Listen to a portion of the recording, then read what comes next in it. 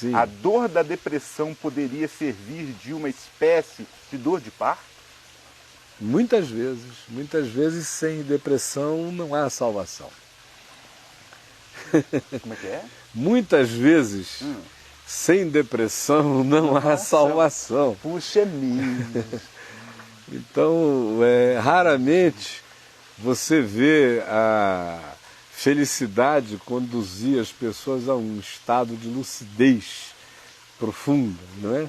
O livro do Eclesiastes, inclusive, diz isso, que a sabedoria habita a morada do luto. Olha, e não mesmo. o lugar das festividades, não é?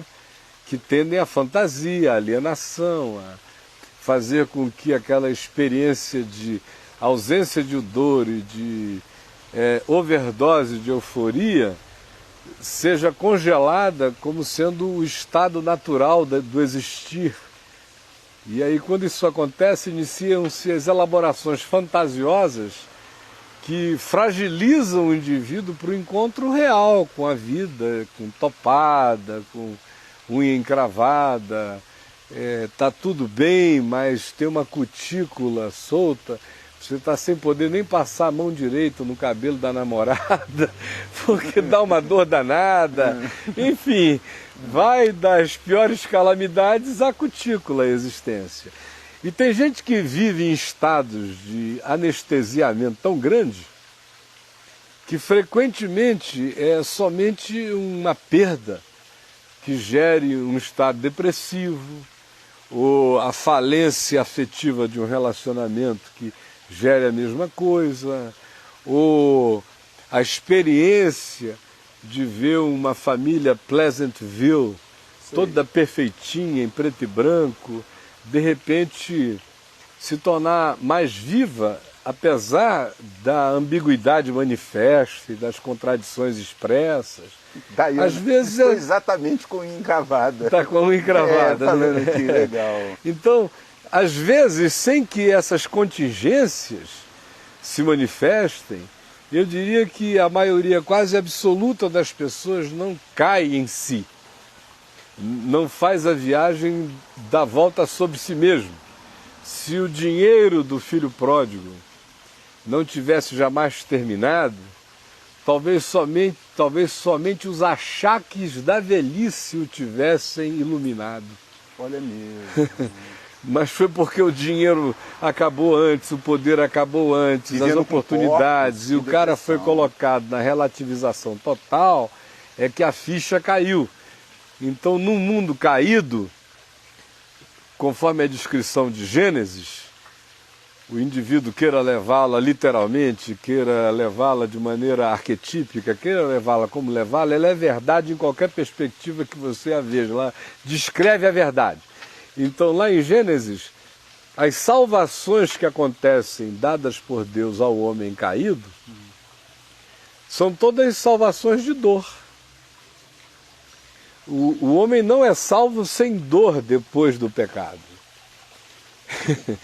Ele vai ter que trabalhar, haverá menos espontaneidade de entrega de fruto na natureza a ele vai ter que elaborar, ele vai ter que suar, ele vai ter que se instrumentalizar, ele vai ter que cavar. O prazer, eles podem ter o maior orgasmo do mundo, o Adão e a Eva. Mas o fruto dessa experiência vai ser apertada, vai ser doída, vai ser extremamente traumática até virar alegria, como Jesus disse, e a terra vai produzir cardos e abrolhos. Pois então, olha só, então, disso que você está falando, a Jureni, ela acaba de perguntar aqui, então, Caio, você concorda com a expressão que se não vamos a Deus por amor, vamos pela dor? Mas antes de responder, eu esqueci já quem comentou, falou o seguinte, quais seriam os... Então, há benefícios na depressão? Claro, podem haver. Podem haver. Podem haver, como podem haver todos os malefícios possíveis na depressão. Então, porque o indivíduo não precisa viver deprimido para andar pela fé.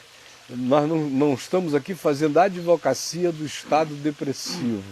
A pergunta original foi será que um estado depressivo pode trazer um benefício? A resposta foi, sem depressão não há salvação.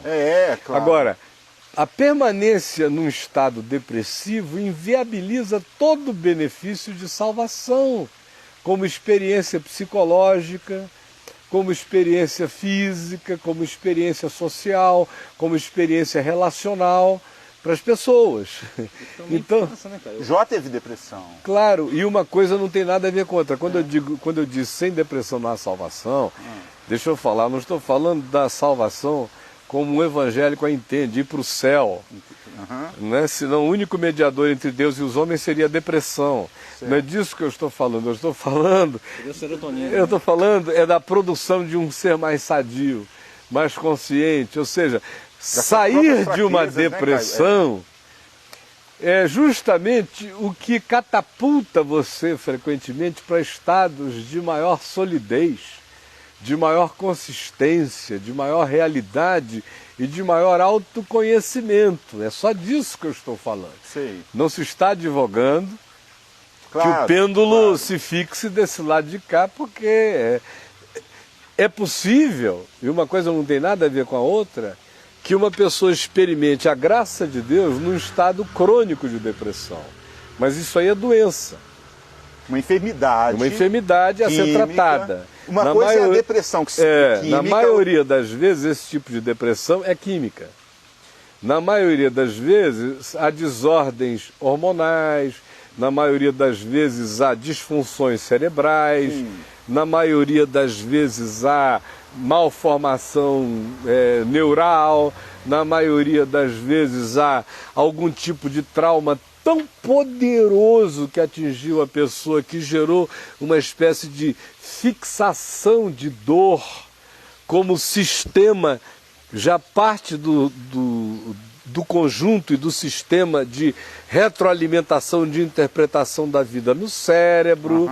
E aí, nesses casos, o indivíduo precisa de medicamento, precisa de contrapontos químicos, precisa de ajuda para equilibrar, para estimular aquela área dormente, precisa levantar os níveis diminuídos dele de hormônio e não raramente precisa de um acompanhamento psicoterapêutico ou de um acompanhamento genuinamente pastoral, porque quem devia fazer quase todo o acompanhamento psicoterapêutico deveriam ser aqueles que têm dom de pastorear, que geralmente os pastores só carregam um título e não têm vínculo nenhum com a condição nem com a alma humana. Mas se tivessem, fariam isso melhor do que ninguém. Então, não raramente precisam desse acompanhamento. Por quê? Porque o indivíduo acaba psicologicamente misturando o estado, um dia crônico de depressão em razão de alguma disfunção química, hormonal, ou mesmo de alguma de falta de estímulo numa área cerebral absolutamente fundamental. A suscetibilidade das estações do ano que algumas pessoas algumas têm, têm, mas às vezes essa ausência de algum elemento que pode ser até sazonal, como na estação do ano, se torna um produto fixado na psique do indivíduo como uma constituição do eu dele. Então, dele processar a vida. Passa a ser um olhar. Então, o que acontece? Disposição mental reprovável.